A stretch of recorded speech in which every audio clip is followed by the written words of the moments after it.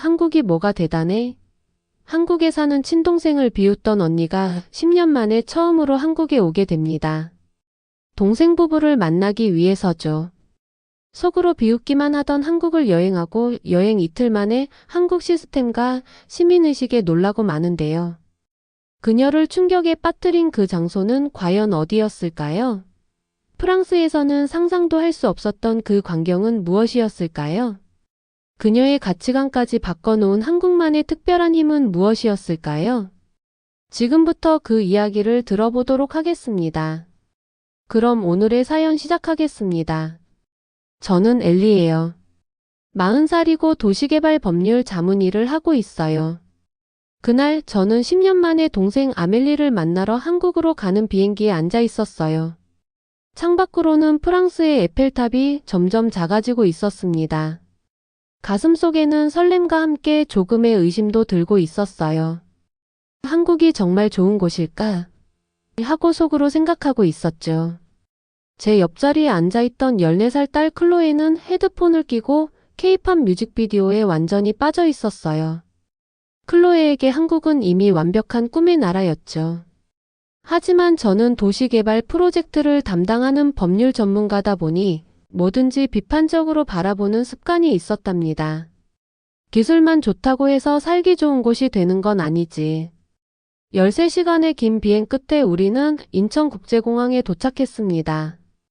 정말 피곤했지만 공항은 깨끗하고 현대적인 모습으로 우리를 맞이하고 있었어요. 출구 쪽에서는 동생 아멜리와 그녀의 남편 민준, 그리고 그들의 친구 현우가 우리를 기다리고 있었죠. 그런데 말이에요. 그들 뒤에 있던 것이 제 눈길을 사로잡았어요. 운전자도 없이 스스로 움직이는 자율주행 셔틀버스가 있었거든요. 언니, 이게 우리가 타고 갈 버스야. 운전자 없이도 알아서 가는 거야. 아멜리가 자랑스럽게 설명하고 있었어요. 저는 의심스러운 눈으로 버스를 살펴보고 있었습니다. 프랑스에서는 이런 기술이 아직 실험 단계였거든요. 정말로 안전한 거야? 제가 물어보고 있었죠. 버스에 오르자 클로에는 기쁨에 차서 주변을 둘러보고 있었어요. 창밖으로는 서울의 풍경이 펼쳐지고 있었습니다. 도로는 깨끗했고 횡단보도에는 밝은 LED 조명이 설치되어 있었어요. 버스 정류장에는 전광판이 있어 버스가 언제 도착하는지 정확히 알려주고 있었죠. 아멜리의 집에 도착했을 때 그녀는 저에게 작은 카드를 건네주고 있었어요. 이건 교통카드야. 이거 하나면 버스, 지하철, 심지어 택시까지 모든 교통수단을 이용할 수 있어. 정말? 저는 정말 놀라고 있었습니다. 우리 프랑스에서는 교통수단마다 다른 결제 시스템이 필요했거든요. 그날 밤 저는 아멜리의 아파트 창문으로 서울의 밤 풍경을 바라보고 있었어요. 반짝이는 불빛들 사이로 사람들이 질서 있게 움직이는 모습이 보이고 있었습니다. 내일부터 진짜 한국을 보여줄게요. 현우가 말하고 있었어요. 서울 구석구석을 다니면서 우리가 어떻게 살고 있는지 직접 경험해 볼 수 있을 거예요. 저는 고개를 끄덕이고 있었죠. 의심이 아직 남아 있었지만 한국의 기술과 문화, 그리고 사람들의 실제 삶을 직접 경험해보고 싶다는 호기심이 점점 커지고 있었어요. 이것이 바로 제 모험의 시작이었답니다. 아침 일찍 일어나 창문을 열자 서울의 아침 풍경이 눈앞에 펼쳐졌습니다. 높은 아파트 건물들 사이로 아침 햇살이 쏟아졌고 거리는 이미 활기차게 움직이고 있었습니다. 오늘은 현우와 민준이 서울 도심을 구경시켜준다고 했습니다. 아침 식사 후 우리는 지하철역으로 향했습니다. 역으로 들어서자 제일 먼저 눈에 띈 것은 얼마나 깨끗한지였습니다. 바닥은 반짝거렸고 벽에는 밝은 색의 안내 표지판이 있었습니다. 승강장에는 유리로 된 안전문이 설치되어 있어 기차가 도착하기 전까지 선로에 떨어질 위험이 없었습니다. 와, 이곳은 정말 깨끗하네요. 내가 감탄했습니다. 민주는 미소를 지으며 자연스럽게 설명했습니다. 모두가 공공장소를 자기 집처럼 생각하거든요. 그리고 청소도 정기적으로 이루어지고요. 지하철 안으로 들어서자 또 다른 놀라운 광경이 펼쳐졌습니다. 모든 좌석은 깨끗했고 사람들은 조용히 자신의 자리에 앉아 있었습니다. 어떤 젊은이는 노인이 타자 바로 자리를 양보했습니다. 아무도 시키지 않았는데도 자연스럽게 일어난 일이었습니다. 지하철에서 내려 거리를 걷는 동안 횡단보도에서 특별한 것을 발견했습니다. 땅에는 LED 조명이 설치되어 있어서 신호등이 바뀔 때마다 빛의 색이 바뀌었습니다. 빨간불이면 빨간색 LED가, 초록불이면 초록색 LED가 켜져 보행자의 안전을 지켜주었습니다. 이건 정말 똑똑한 아이디어네요. 제가 말하니. 현우는 고개를 끄덕였습니다. 스마트폰을 보며 걷는 사람들도 바닥의 불빛을 통해 신호를 알 수 있어요. 시각 장애인을 위한 음성 안내도 있고요. 점심 식사 후 우리는 버스를 타고 서울 외곽으로 향했습니다. 버스 정류장에는 전광판이 있어 버스가 언제 도착하는지, 얼마나 혼잡한지까지 보여주었습니다. 버스를 기다리는 동안 아멜리가 저에게 말했습니다. 파리에서는 버스가 언제 올지 정확히 알 수 없잖아. 여기서는 앱으로도 확인할 수 있어. 민준의 차를 타고 고속도로에 진입했을 때 나는 또 다른 놀라운 기술을 경험했습니다. 차량의 내비게이션 화면은 단순히 길을 안내하는 것을 넘어 실시간 교통 상황과 도로 위험 요소까지 알려주고 있었습니다. 앞쪽에 공사 구간이 있으면 미리 알려주고 갑자기 차가 멈추면 뒷차에 자동으로 경고 신호를 보내는 시스템이었습니다. 이 시스템은 차량 간 통신을 통해 사고를 예방해요. 민준이 설명했습니다. 앞차가 갑자기 브레이크를 밟으면 뒷차에 즉시 알림이 가서 추돌 사고를 막죠. 고속도로를 달리던 중 민준이 알려주었습니다. 우리는 지금 세종포천 간 고속도로로 들어가고 있어요. 이 고속도로에는 매우 특별한 휴게소가 있어요. 잠시 후 멀리서 놀라운 광경이 보였습니다. 마치 공상과학 영화에서 나온 것 같은 거대한 구조물이 고속도로 위에 떠 있었습니다. 저게 뭐예요? 제가 물었습니다. 처인 휴게소예요. 한국에서 혁신적인 휴게소 중 하나죠. 현우가 대답했습니다. 가까이 다가가자 더 놀라운 모습이 드러났습니다. 휴게소는 고속도로 한가운데 상공에 떠 있는 형태였고 양방향에서 모두 이용할 수 있도록 설계되어 있었습니다. 그 모양은 마치 거대한 UFO가 도로 위에 착륙한 것 같았습니다. 밤에는 LED 조명으로 화려하게 빛난다고 민준이 설명했습니다. 주차장에 차를 세우고 휴게소로 들어갔습니다. 1층에 들어서자 현대적인 디자인의 스타벅스가 눈에 들어왔습니다. 그 옆에는 도심항공 모빌리티 체험관이라는 공간이 있었는데 사람들이 가상현실 VR 기기를 착용하고 미래의 하늘을 나는 택시를 체험하고 있었습니다. 한국은 도심항공 모빌리티 기술 개발에도 앞서 있어요. 몇 년 내에 실제로 도시 사이를 날아다니는 에어택시가 운행될 예정이죠. 현우가 자랑스럽게 설명했습니다. 에스컬레이터를 타고 2층으로 올라가자 다양한 음식점이 있었습니다. 모든 식당에는 터치스크린 키오스크가 설치되어 있어 줄을 설 필요 없이 주문할 수 있었습니다. 2층 한쪽에는 넓은 유리창으로 둘러싸인 야외 공원이 있었는데 그곳에서는 고속도로를 달리는 차들을 한눈에 내려다볼 수 있었습니다. 이건 마치 공항이나 쇼핑몰 같아요. 휴게소라고 하기에는 너무 럭셔리해요. 내가 감탄했습니다. 3층도 구경해 볼까요? 아멜리가 제안했습니다. 3층에 올라가자 더 놀라운 공간이 펼쳐졌습니다. 한쪽에는 에버랜드 테마파크의 기념품을 판매하는 큰 샵이 있었고 다른 쪽에는 비즈니스 라운지가 마련되어 있었습니다. 비즈니스 라운지에는 편안한 소파와 작업, 테이블, 무료 와이파이, 심지어 회의를 할 수 있는 작은 방까지 있었습니다. 이곳은 출장 중인 비즈니스맨들이 잠시 쉬며 업무를 볼 수 있도록 마련된 공간이에요. 민준이 설명했습니다. 한국에서는 이동 시간도 생산적으로 활용하는 문화가 있거든요. 전체적으로 이 휴게소는 마치 고급 아울렛이나 백화점 같았습니다.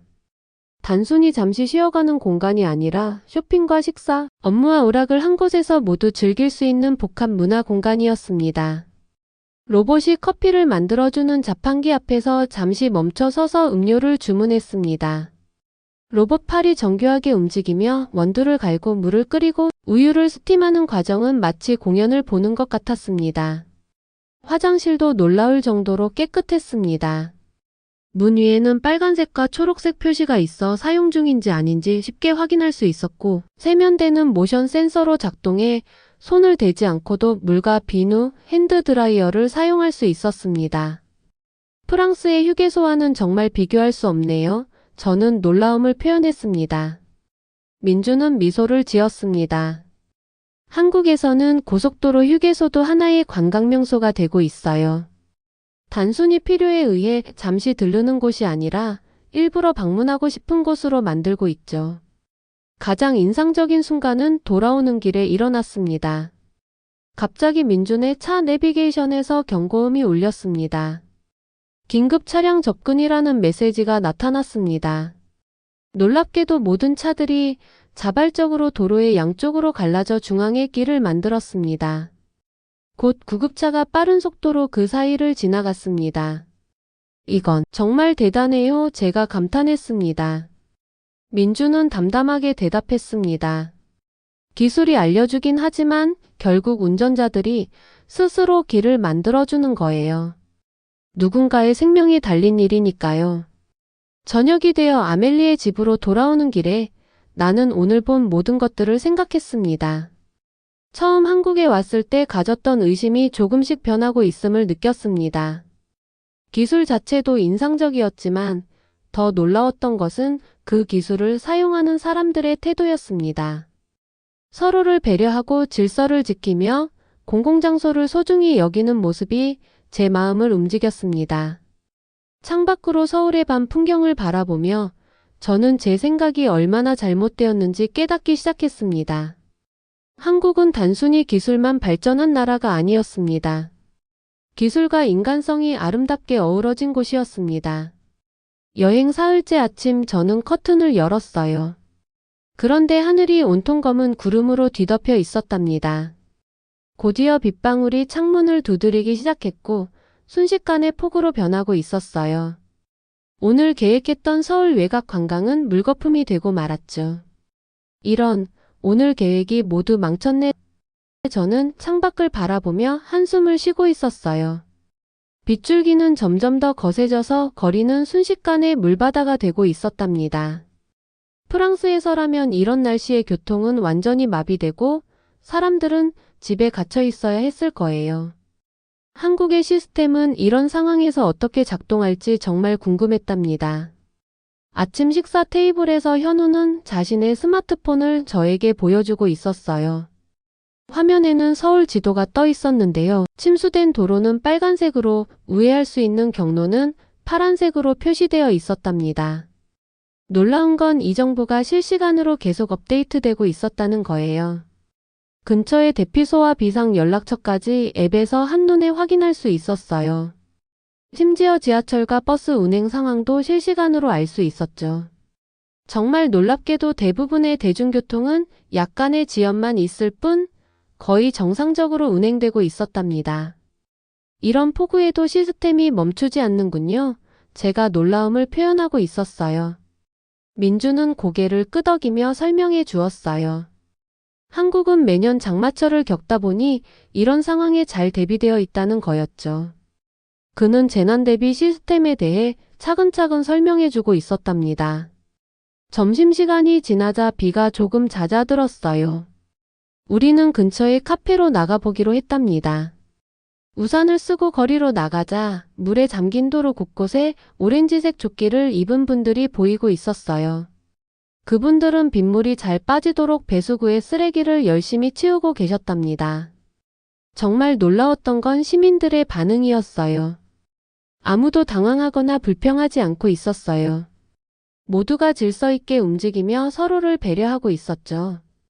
한 할아버지가 물웅덩이에서 미끄러질 뻔하자 주변 사람들이 즉시 달려가 도와주고 있었답니다. 정말 감동적인 모습이었어요. 카페에 도착해서 따뜻한 음료를 마시며 저는 창밖의 빗줄기를 바라보고 있었어요. 그때 현우가 저에게 물었답니다. 엘리 씨는 프랑스에서 도시개발 관련 법률 자문을 하신다고 들었어요. 한국의 시스템을 보시고 어떤 생각이 드세요? 저는 잠시 생각에 잠겨 있었어요. 처음 한국에 도착했을 때 저는 이곳의 기술이 단순한 과시에 불과하다고 생각했거든요.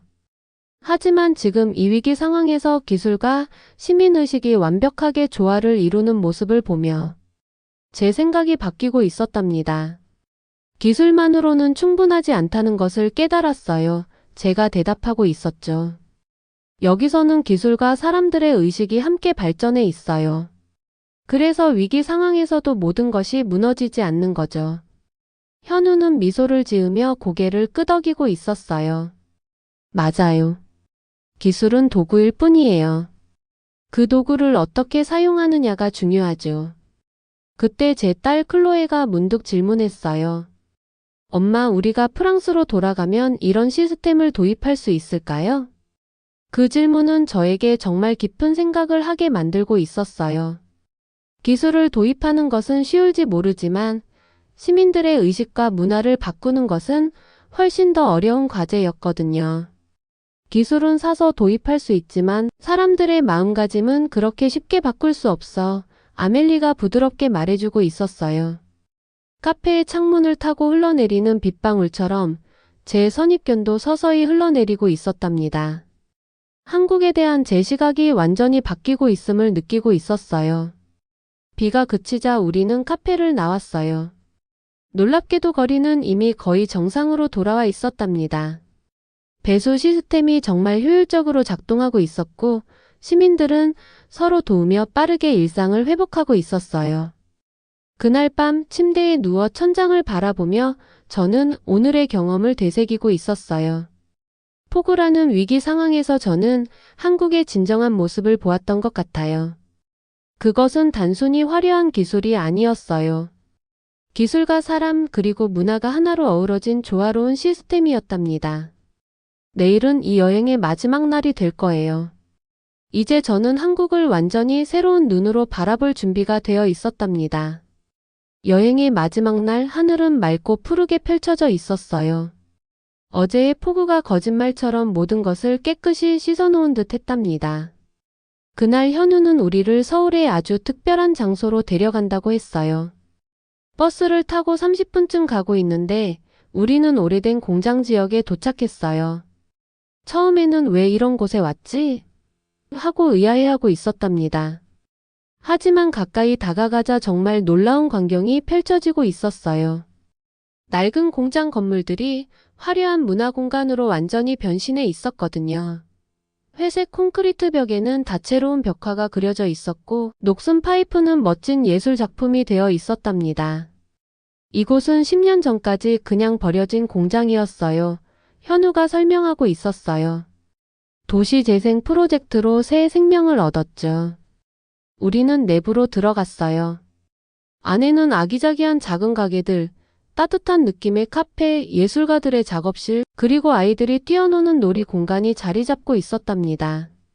천장의 높은 창문으로는 따뜻한 햇빛이 쏟아져 들어오고 있었고 곳곳에 있는 초록 식물들이 공간에 생기를 불어넣고 있었어요.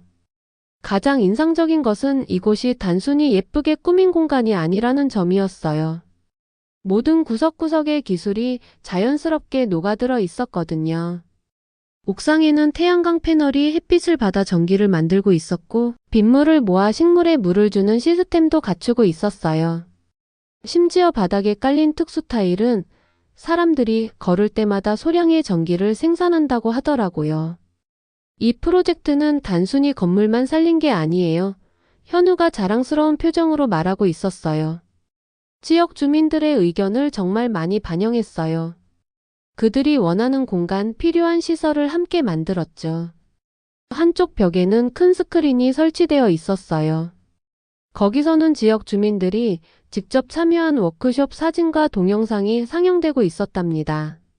할아버지, 할머니부터 어린아이까지 정말 다양한 사람들이 이 공간의 설계와 운영에 참여하는 모습이 담겨 있었어요. 이 광경을 보면서 저는 깊은 깨달음을 얻고 있었어요. 기술과 건축물은 결국 도구일 뿐 그것을 어떻게 사용하느냐가 정말 중요하다는 생각이 들었거든요. 이곳은 단순히 최첨단 시설을 자랑하는 게 아니라 그 기술이 사람들의 일상 삶과 어떻게 자연스럽게 연결되는지 보여주고 있었답니다. 점심을 먹기 위해 우리는 공간 안에 있는 작은 식당으로 향했어요. 메뉴를 주문하는 과정도 참 특별했어요. 테이블에 있는 작은 스크린으로 주문하면 음식이 준비되었을 때 알림이 오고 우리가 직접 카운터에서 가져오는 방식이었거든요. 현우 말로는 이렇게 하면 인건비를 줄이고 음식 가격을 낮출 수 있다고 하더라고요. 식사를 마친 후 우리는 옥상 정원으로 올라갔어요. 서울의 전경이 한눈에 들어오고 있었답니다. 그때 갑자기 클로에가 제 팔을 잡았어요. 엄마, 저기 봐요. 클로에가 들뜬 목소리로 외치고 있었어요. 클로에가 가리키는 방향을 보니 건물 옆 작은 광장에서 아이들이 즐겁게 뛰어놀고 있었어요. 정말 놀라운 건 바닥에 설치된 특별한 분수였어요. 아이들이 뛰어다니면 물줄기가 솟아올랐다가 사라지는 인터랙티브 분수였거든요. 아이들은 환호성을 지르며 물줄기 사이를 신나게 뛰어다니고 있었답니다. 이건 단순한 놀이기구가 아니에요. 민준이 저에게 설명해주고 있었어요. 여름에 도시에 열을 내리는 역할도 하죠. 그리고 이 물은 빗물을 모아 정화한 것이에요. 해가 서서히 기울기 시작했어요. 우리는 다시 아멜리의 집으로 돌아가는 길에 올랐답니다. 버스 안에서 창밖을 바라보며 저는 이 여행에서 배운 것들을 하나하나 정리하고 있었어요. 한국에 오기 전 저는 솔직히 이곳이 기술만 화려하고 실제 삶의 질은 떨어질 거라고 생각했거든요. 하지만 제가 직접 경험한 한국은 전혀 달랐어요. 기술은 사람들의 필요와 문화에 맞게 자연스럽게 적용되어 있었고 시민들은 그 기술을 자신들의 삶을 더 나은 방향으로 만드는데 적극적으로 활용하고 있었답니다. 특히 오늘 본 문화비 축기지 도시재생 프로젝트는 제 마음을 정말 크게 움직였어요. 버려진 공간을 단순히 예쁘게 꾸미는 것이 아니라 지역 주민들의 참여와 필요를 가장 중요하게 생각하고 거기에 기술을 적절히 활용해서 진정한 변화를 만들어낸 모습이 정말 인상적이었답니다. 아멜리의 집에 도착하자 그녀는 우리를 위한 작별 파티를 준비하고 있었어요. 내일이면 우리는 다시 프랑스로 돌아가야 했거든요. 하지만 저는 이제 완전히 다른 사람이 되어 돌아갈 것 같았어요. 한국에서의 경험은 제 마음과 생각을 정말 크게 바꿔놓았거든요. 그날 밤 저는 여행 일기의 마지막 페이지를 적고 있었어요. 진정한 발전은 기술 자체가 아니라 그 기술을 사람들이 어떻게 활용하느냐에 달려있다. 한국에서 나는 기술과 인간성이 아름답게 조화를 이루는 모습을 보았다. 이제 프랑스로 돌아가 내가 배운 것들을 적용할 시간이다. 인천국제공항은 2주 전보다 더 크고 깨끗하게 느껴지고 있었어요. 출국장의 큰 창문을 통해 서울의 스카이라인이 아침 햇살에 반짝이는 모습을 바라보고 있었답니다. 같은 풍경인데도 제 눈에는 완전히 다르게 보이고 있었어요. 이제는 그 풍경 속에 담긴 의미를 알게 되었거든요. 엄마, 우리 꼭 다시 와야 해요. 클로에가 제 손을 꼭 잡으며 말하고 있었어요. 저는 딸의 머리를 부드럽게 쓰다듬고 있었죠. 클로에는 처음에 단순히 케이팝과 첨단 기술 때문에 한국에 흥미를 느꼈지만 이제는 그보다 훨씬 더 깊은 것을 보게 된 것 같았어요. 그 아이도 저처럼 한국의 진짜 매력을 발견한 것 같았답니다. 아멜리와 민준 그리고 현우가 우리를 배웅하러 와 있었어요. 작별 인사를 나누며 저는 동생을 꼭 안아주고 있었답니다. 10년 만에 만난 동생이 이렇게 소중한 경험을 나눠줄 줄은 정말 몰랐어요. 고마워, 아멜리. 네가 보여준 한국은 내 생각을 완전히 바꿔놓았어. 제가 동생의 귀에 대고 속삭이고 있었어요. 비행기 안에서 저는 노트북을 열고 이번 여행에서 얻은 생각들을 하나하나 정리하기 시작했어요. 이건 단순한 여행 기록이 아니라 프랑스로 돌아가 실천할 새로운 아이디어의 밑그림이었답니다. 13시간의 긴 비행 끝에 우리는 드디어 파리에 도착했어요. 공항을 나서는 순간 익숙한 파리의 공기가 느껴지고 있었지만 제 눈에는 모든 것이 새롭게 보이고 있었답니다. 버스 정류장의 불편함, 지하철역의 지저분함, 운전자들의 무질서한 모습. 이전에는 당연하게 여겼던 것들이 이제는 개선이 필요한 문제점으로 다가오고 있었어요. 일주일 후 저는 정말 중요한 회의에 참석하게 되었어요. 파리 외곽의 새로운 도시 개발 프로젝트에 대한 법률 자문을 요청받은 거였죠. 회의실에 들어서자 모든 사람들의 시선이 저에게 쏠리고 있었답니다. 엘리, 당신의 의견을 듣고 싶습니다. 프로젝트 리더가 저를 바라보며 말하고 있었어요. 저는 깊게 숨을 들이마시며 제 생각을 정리하고 있었어요. 한국 여행 전에 저였다면 아마 단순히 법적 측면만 분석했을 거예요. 하지만 이제 저는 완전히 다른 관점을 가지고 있었답니다. 이 프로젝트는 법적으로는 완벽합니다. 제가 천천히 말하기 시작했어요. 하지만 저는 최근 한국 방문을 통해 정말 중요한 교훈을 얻었습니다. 진정한 도시 발전은 기술과 법률만으로는 이룰 수 없어요. 시민들의 참여와 문화적 가치, 그리고 실제 삶의 질 향상이 가장 중요하답니다. 회의실에 잠시 조용한 침묵이 흐르고 있었어요.